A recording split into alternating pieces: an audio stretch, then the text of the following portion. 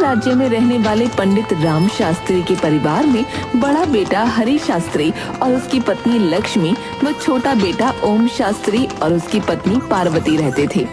हरि स्वभाव का चतुर और चालाक था, लेकिन ओम सरल स्वभाव का था। लंबी बीमारी के कारण पंडित राम शास्त्री की मृत्यु हो जाती है।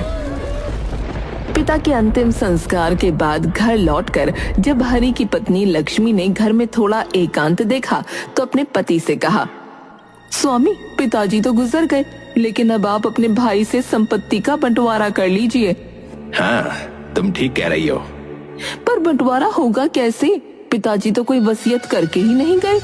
तुम देखती जाओ मैं किस चालाकी से बंटवारा करता हूँ। शाम के वक्त हरि शास्त्री अपने भाई से, ओम, हम दोनों भाई विवाहित हैं। पिताजी के बाद हमें अपनी गृहस्थी अलग कर लेनी चाहिए। भैया, आपके कहने का क्या तात्पर्य है? मेरा मतलब बंटवारे से है। बंटवारा? लेकिन क्यों? क्या हम दोनों भाई एक साथ नहीं रह सकते हैं? ऐसी बात नहीं है, पर मैं चाहता हूं कि तुम एक जिम्मेदारी अपने ऊपर लो और सफलतापूर्वक उसका निर्वाह करो। भैया, पिताजी के बाद आप ही मेरे बड़े हैं, इसलिए आप जो कहेंगे मैं आजीवन उसे मानूंगा। तो ठीक है। देखो, पिताजी के द्वारा छोड़ी गई संपत्ति के नाम पर हमारे पास सिर्फ मकान और थोड़ी सी पथरीली जमीन है, जिसे सही करके खेती के योग्य बनाया जा सकता है। मुझे तो काफी ज्ञान है, इसलिए पिताजी का पंडिताई का कार्य मैं संभाल लूंगा और तुम्हारे जीवन निर्वाह के लिए तुम्हें वो जमीन देता हूं। और रही इस घर की बात, तो इस घर के 2 हिस्से कर दिए जाएंगे। ठीक है भैया, जैसा आपको उचित लगे। ये सब तो हो गया। अब हम दोनों पिताजी का संदूक खोलकर देखते हैं कि उसमें कितनी धन संपत्ति रखी है। दोनों भाइयों ने जब पिता का संदूक खोला तो वो अचंभित रह गए। इसमें तो केवल 5 स्वर्ण मुद्राएं हैं। क्या पिताजी ने जीवन भर बस यही कमाया था? ओम, तुम छोटे हो, इसलिए तुम 5 में से 4 स्वर्ण मुद्राएं ले सकते हो। बाकी की 1 मुद्रा मैं ले लूंगा। ठीक है भैया। रात के समय, ये तुमने क्या किया? 5 स्वर्ण मुद्राओं में से 4 मुद्राएं अपने छोटे भाई को दे दी। ये कैसा बंटवारा है? अरे, क्या तुम मुझे मूर्ख समझती हो? जिस दिन पिताजी मरे थे, मैंने उसी दिन सबकी नजर बचाकर संदूक में रखी 80 स्वर्ण मुद्राएं निकाली थी। 80, और उसमें सिर्फ 5 रख दी थी। इसलिए मैंने अपने छोटे भाई के साथ न्याय करते हुए अपना बड़प्पन दिखाया और उसे 4 स्वर्ण मुद्राएं दे दी। वो भी खुश और हम भी खुश। अब मैं समझी कि मुद्राओं का बंटवारा करते समय आप इतना भाई प्रेम क्यों दिखा रहे थे। दोनों हंसने लगते हैं। देखा किस चालाकी से सीधे साधे ओम को मूर्ख बनाया। दूसरी तरफ ओम की पत्नी पार्वती ओम से कहती है, पथरीली जमीन का हम क्या करेंगे? उस पर तो कुछ उगाया भी नहीं जा सकता। मनुष्य में यदि हिम्मत हो तो वो कुछ भी कर सकता है। अगले दिन से ही हरि ने पिता की पंडिताई का कार्य संभाल लिया। दूसरी तरफ ओम और पार्वती सवेरे घर से निकलकर दिन भर अपने हिस्से की पथरीली जमीन को ठीक करने में जुटे रहे। इस तरह कई महीने बीत गए और जमीन का कुछ हिस्सा उन्होंने ठीक करके उसमें थोड़ी साग सब्जी लगा दी। पार्वती, देखो, हमारी मेहनत कुछ तो रंग लाई है। आप सही कह रहे हैं। मुझे तो लगा था कि ये जमीन हमें कभी कुछ नहीं देगी। परंतु जमीन के उस हिस्से को खोदने में मेहनत लगाना व्यर्थ है। उसे खोदा नहीं जा सकता है। दूसरी तरफ हरि दिन भर पंडिताई करता और रात के समय मदिरा पान करता। हे भगवान, इन्हें सद्बुद्धि दे। भला कहीं किसी पंडित को मदिरा पीना शोभा देता है क्या?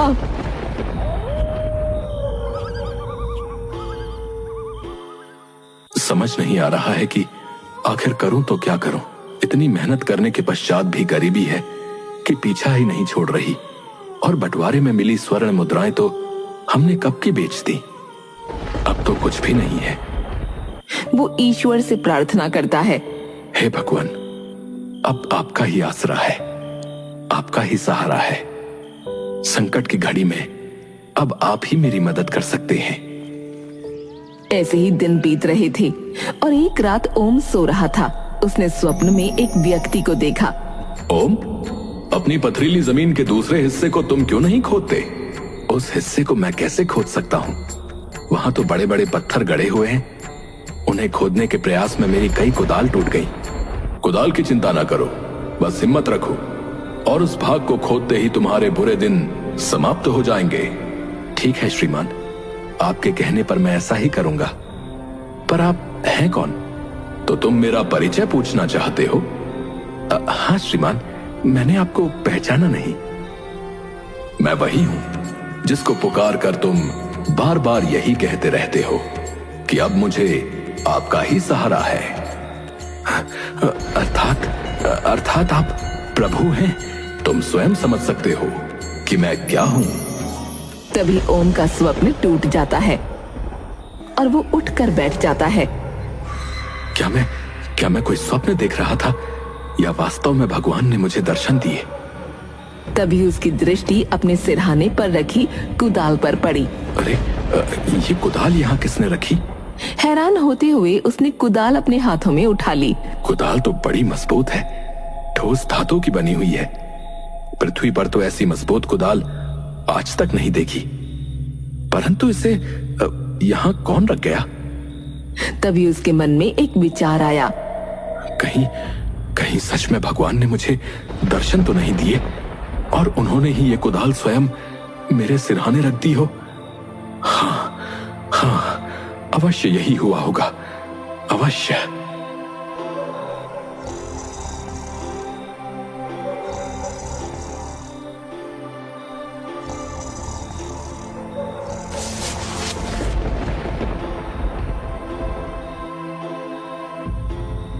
क्या बात है? पार्वती, हमारे भाग्य खुलने वाले हैं। तू सो रही है? देख, ये कुदाल स्वयं भगवान ने हमारे सिरहाने रखी है। ये क्या कह रहे हैं आप? ओम ने सारी बातें पार्वती को बताई। स्वामी, आप कल से ही उस बंजर हिस्से को खोदना आरंभ कर दीजिए। हाँ। अगले दिन सुबह होते ही ओम ने ईश्वर द्वारा दी गई कुदाल उठाई और पथरीले हिस्से को खोदने के लिए चल पड़ा।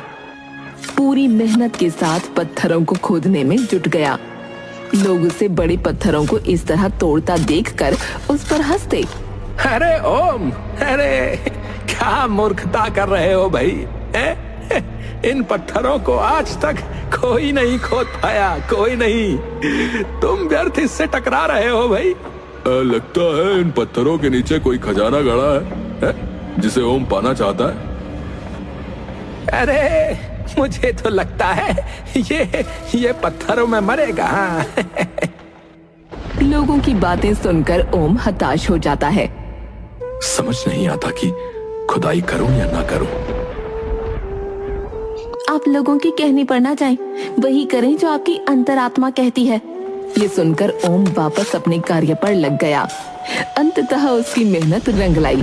कठिन प्रयास के बाद उसे पथरीली जमीन के नीचे दो बड़े बड़े पत्थर दिखाई दिए। उसने बड़ी मेहनत से पहले पत्थर को हटाया और फिर दूसरे पत्थर को।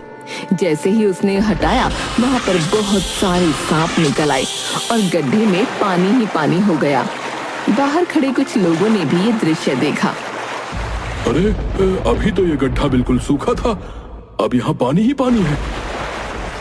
तभी वो पानी अपने आप कम होने लगा और पानी के नीचे से कृष्ण भगवान की मूर्ति ऊपर की तरफ आ गई। अरे, भगवान कृष्ण की मूर्ति यहाँ कैसे आई?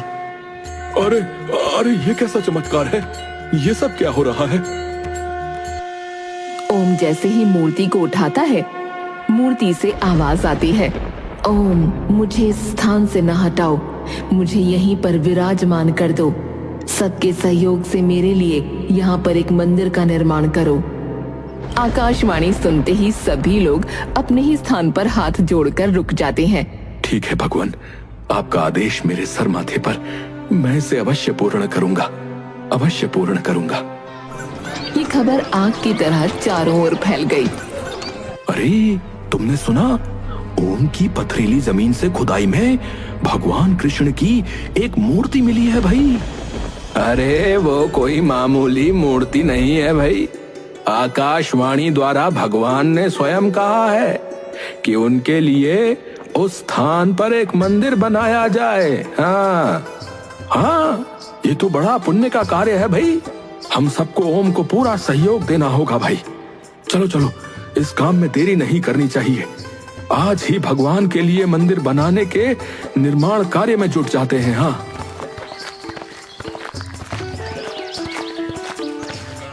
कुछ लोग ओम के पास पहुंचकर बाकी के पत्थरों की खुदाई का कार्य करने में जुट गए।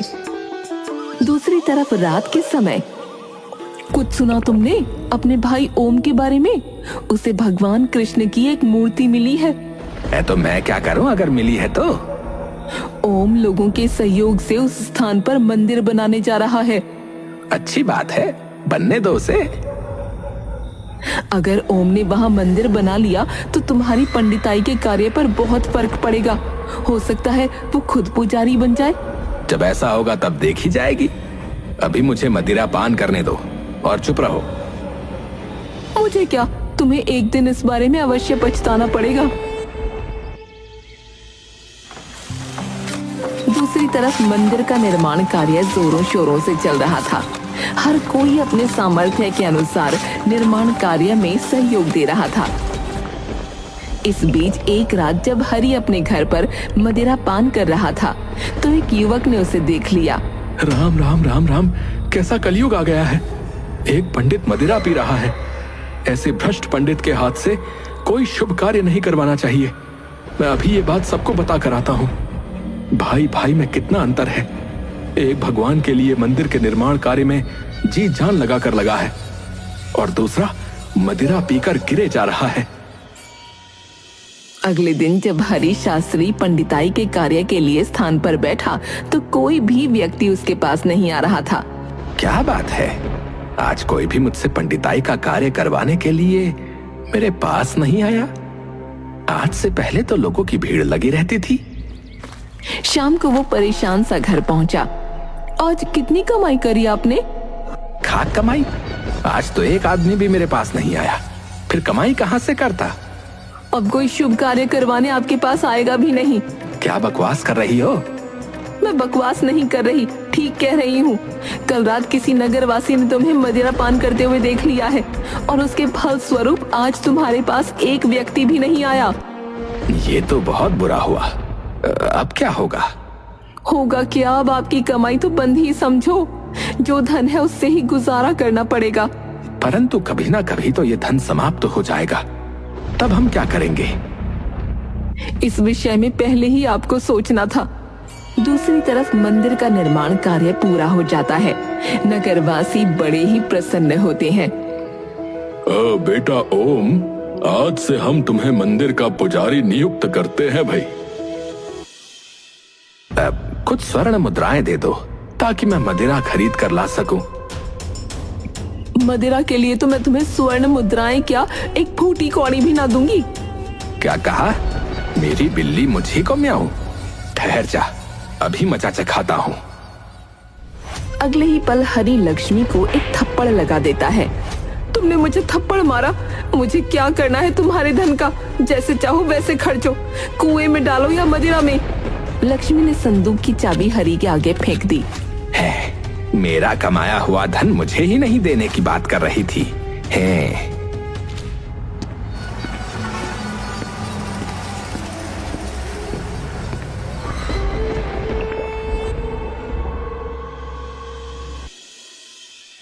इसे संभाल कर रख दो।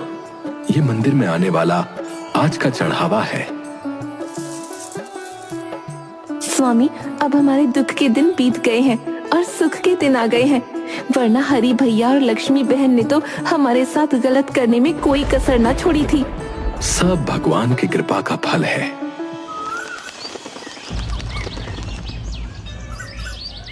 एक दिन मंदिर में एक पति पत्नी आए। हे प्रभु, तूने एक औलाद दी, वो भी जन्म से अंधी। भगवान बहुत आस लेकर आए हैं, इसकी आंखों में ज्योति भर दो। दोनों पति पत्नी भगवान के चरणों में सर झुकाकर रोने लगे। भगवान, हम पर कृपा करो प्रभु, और हमारी पुकार सुन लो। भगवान, हम पर कृपा करो और हमारी पुकार सुन लो। तभी मूर्ति से एक दिव्य ज्योति निकलती है और उस बालक की आंखों पर जाती है। अगले ही पल मुझे सब कुछ दिख रहा है, मुझे सब कुछ दिख रहा है।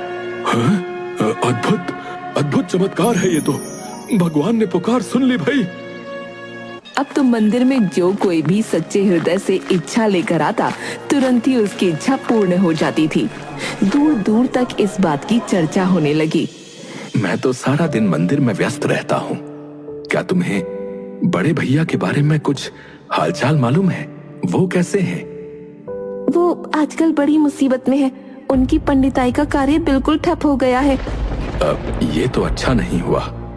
सुना है घर में रखी जमा पूंजी से वो आजकल अपना खर्च निकाल रहे हैं। इस संकट की घड़ी में हमें भैया की सहायता करनी चाहिए।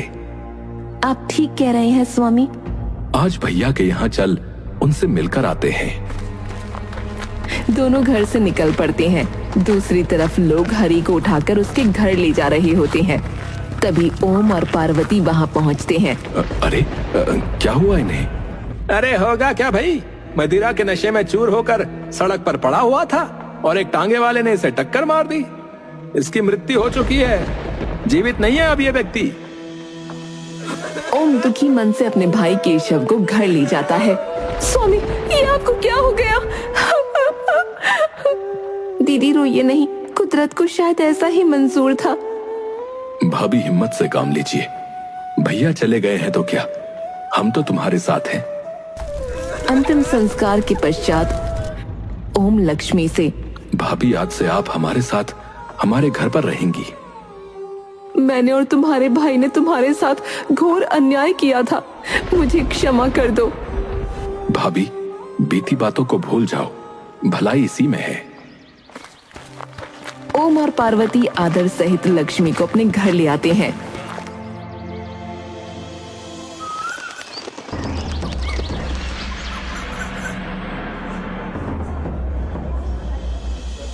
हमारे राज्य में भगवान कृष्ण की ऐसी चमत्कारी मूर्ति है, हमें वहां जाकर उस मूर्ति के दर्शन करने चाहिए। अवश्य महाराज, मैं इसका प्रबंध कर देता हूँ। दूसरे दिन राजा बलदेव दर्शन के लिए निकल पड़ते हैं। जैसे ही उनका रथ महल के मुख्य द्वार से बाहर निकलता है, अचानक रथ के पहिए रथ से अलग हो जाते हैं और महाराज को महल वापस लौटना पड़ता है। आज दर्शन ना किए तो ना सही, कल जाकर दर्शन अवश्य करेंगे। अगले दिन महाराज फिर से दर्शन के लिए महल से निकलते हैं, पर बाहर आते ही अरे, लगता है बहुत भयंकर आंधी तूफान आने वाला है। और शीघ्र ही चारों ओर काली घटाएं छा जाती हैं और तेज आंधी तूफान के साथ भारी वर्षा होने लगती है। उसी रात महाराज महारानी से, न जाने क्यों बार बार मंदिर जाने में इस प्रकार की बाधा आ रही है। क्या इस बात में कोई रहस्य है? इस विषय में विचार करते करते उन्हें नींद आ जाती है और नींद में महाराज को दिखता है कि एक दिव्य पुरुष उनके समक्ष खड़ा है और उनसे कह रहा है, बलदेव, तुम जिस मूर्ति के दर्शन की इच्छा कर रहे हो, उसके दर्शन का अधिकार केवल आम जनता को है। तुम चाहकर भी उसके दर्शन नहीं कर पाओगे और जितना जल्द हो सके इस विचार को त्याग दो, अन्यथा संकट में पड़ जाओगे। तभी महाराज की नींद खुल जाती है। ये मैंने कैसा स्वप्न देखा? अगले दिन होते ही बलदेव अपने गुरु महर्षि मतंग के पास पहुंच जाता है। अचानक कैसे आना हुआ बलदेव? गुरुदेव, आज मैं आपसे एक स्वप्न के विषय में कुछ जानकारी प्राप्त करने आया हूँ। बलदेव स्वप्न के बारे में सब कुछ गुरुदेव को बताता है। गुरुदेव, मैं ये जानना चाहता हूँ कि मैं उस मूर्ति के दर्शन क्यों नहीं कर सकता? भगवान ने मेरे स्वप्न में आकर मुझे इस बात की चेतावनी क्यों दी है? महर्षि मतंग ध्यान से बलदेव की बात सुनते हैं और ध्यान में लिप्त हो जाते हैं। कुछ देर बाद जब उनका ध्यान खत्म होता है बलदेव, जो मूर्ति खुदाई में मिली है उसे 500 वर्ष पूर्व तुमने स्वयं अपने हाथों से उस स्थान पर फेंका था। ये आप क्या कह रहे हैं गुरुदेव? हाँ बलदेव, सच्चाई यही है। आज से 500 वर्ष पूर्व मुंगेर राज्य के स्थान पर रत्नागिरी नाम का राज्य था। रत्नागिरी राज्य पर राजा चतुर्भुज का राज्य था। वो पक्का नास्तिक था। दुर्भाग्यवश जिस राजकुमारी रूपाली के साथ उसका विवाह हुआ वो मीरा की भांति कृष्ण की दीवानी थी। विदाई के समय वो अपने साथ भगवान कृष्ण की प्रतिमा हाथ में लेकर आ रही थी। तब उसके पिता राजा शीतल सेन ने कहा, बेटी रूपाली, राजा चतुर्भुज भगवान के नाम से भी चिढ़ता है। तुम ससुराल पहुंचकर कृष्ण भगवान की पूजा कैसे कर पाओगी? पिताजी महाराज, आप चिंता न कीजिए, मैं इसका कोई न कोई उपाय खोज ही निकालूंगी। रत्नागिरी पहुंचने के कुछ दिनों के पश्चात रानी रूपाली ने रत्नागिरी के प्रधानमंत्री श्यामल को अपनी योजना का हिस्सेदार बना लिया। रानी रूपाली प्रधानमंत्री से, राज्य की सीमा के बाहर एक मंदिर बनाया जाए, मैं उस मंदिर में कृष्ण भगवान की मूर्ति की प्राण प्रतिष्ठा करवाऊंगी। जी महारानी जी। ध्यान रहे महाराज को इस बात की भनक भी न लगे। महारानी जी, मैं भला महाराज को यह बात क्यों बताऊंगा, बल्कि मुझे तो इस बात की प्रसन्नता है कि राज्य में किसी ने तो भगवान का नाम लेने की हिम्मत की है। कुछ ही दिनों में प्रधानमंत्री के आदेश पर राज्य की सीमा के बाहर एक मंदिर बनकर तैयार हो गया। रानी रूपाली राजा की नजरों से बचकर उस मंदिर में कृष्ण की प्रतिमा की प्रतिष्ठा करने आई। पुजारी जी, मैं आपको इस मंदिर की पूजा अर्चना के लिए नियुक्त करती हूँ। जी महारानी जी। अब रानी प्रत्येक रात्रि को राजा चतुर्भुज के गहरी नींद में सो जाने के बाद रथ पर बैठकर कृष्ण भगवान की पूजा हेतु सीमा पर स्थित मंदिर की ओर चल देती थी। मंदिर जाकर वो पूर्ण भक्ति भाव से कृष्ण भगवान की पूजा आराधना करती।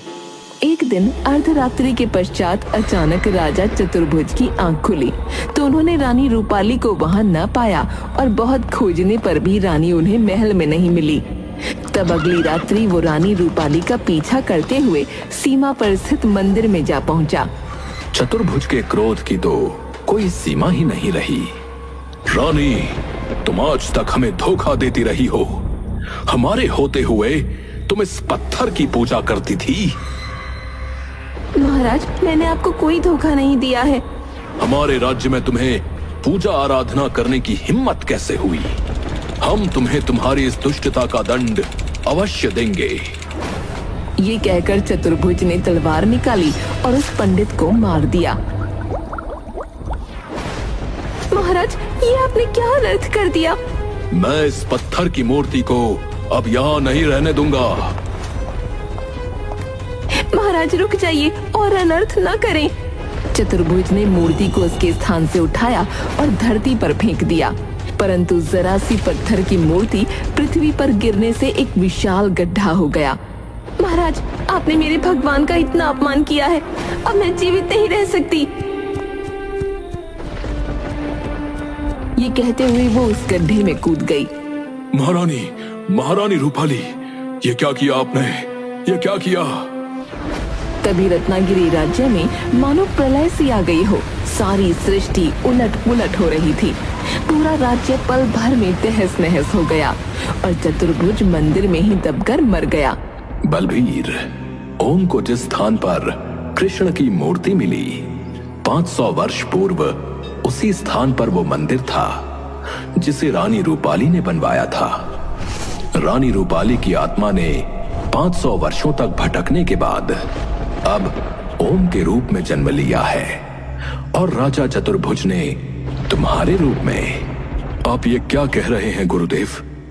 बलदेव, 500 वर्ष पूर्व तुमने उस मूर्ति का घोर अपमान किया था, इसलिए भगवान नहीं चाहते कि इस जन्म में तुम उस मूर्ति को देख सको।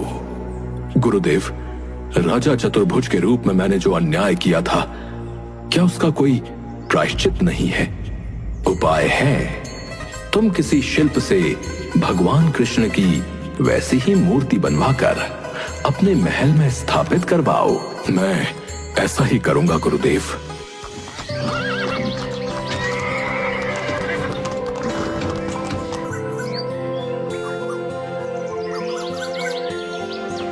बलदेव के कहने पर कुशल शिल्पियों ने महल के मंदिर में वैसी ही मूर्ति का निर्माण आरंभ कर दिया जैसी मूर्ति उस मंदिर में थी। जब मूर्ति बनकर तैयार हुई, महाराज, वैसी ही मूर्ति है जैसी मूर्ति ओम के मंदिर में है। अच्छा, अति सुंदर। बलदेव प्रतिदिन श्रद्धा पूर्वक उस मूर्ति की आराधना करने लगा। 2 वर्षों तक उसका ये कार्य जारी रहा। 2 वर्ष पश्चात एक दिन जब वो पूजा कर रहा था, तभी उसे मूर्ति से आवाज आई, बलदेव, मैं तुम्हारी आराधना से प्रसन्न हूँ।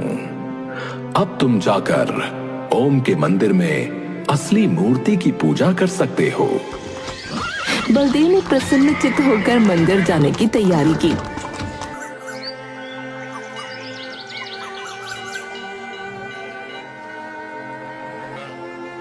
उसकी आंखों से अविरल अश्रु धारा बह रही थी। भगवान, भगवान, आज आपने मुझ अधर्मी को क्षमा कर दिया। मुझे क्षमा कर दिया प्रभु। तत्पश्चात महाराज ओम से, ओम, भगवान ने मुझे तो क्षमा कर दिया, अब तुम भी मुझे क्षमा कर दो। मैं तुम्हारा भी अपराधी हूं। महाराज, ये आप क्या कह रहे हैं? ओम, मैं ठीक कह रहा हूं। आज मैं तुम्हें राज पंडित घोषित कर अपने अपराध का प्रायश्चित कर रहा हूं।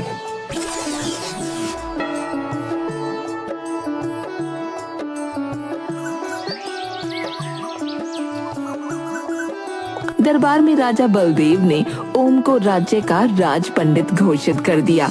अब पूरे राज्य में ओम का और ज्यादा आदर सम्मान होने लगा।